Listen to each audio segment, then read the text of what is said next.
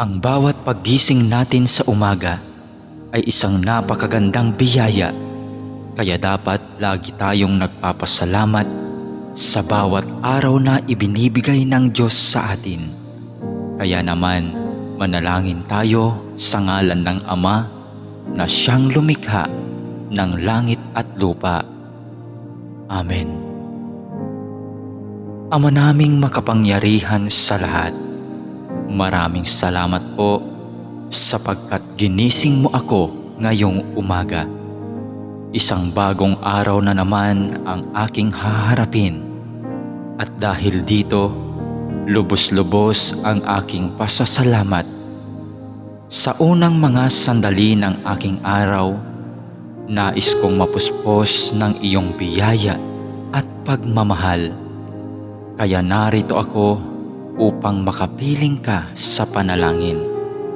Bantayan mo ako at gawing ligtas sa buong maghapong ito.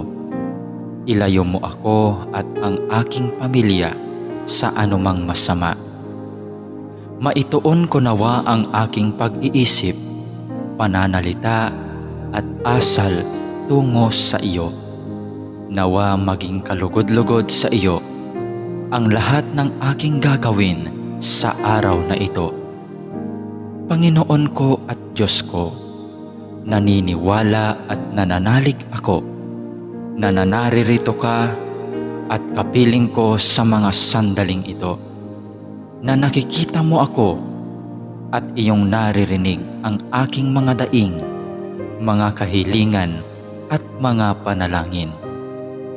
Kaya naman, Panginoon, ngayong umaga, sa iyong presensya at pagdamay mo ako kumakapit upang maharap ko ng may katatagan at katapangan ang araw na itong ibinigay mo sa akin.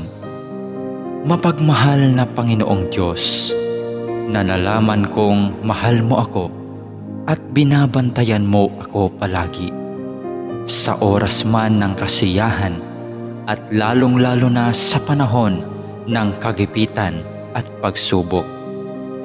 Tulungan mo akong huwag makalimot sa katotohanan ito. Maraming salamat po sa biyaya mong pag-ibig at pag-iingat na hindi mo ipinagkait sa akin, sa kabila ng lahat ng kasalanan at pagkukulang ko. Puno ng pag-asa akong magpapatuloy sa araw na ito sa aking mga dapat gawin dahil na rin sa iyong pagtulong.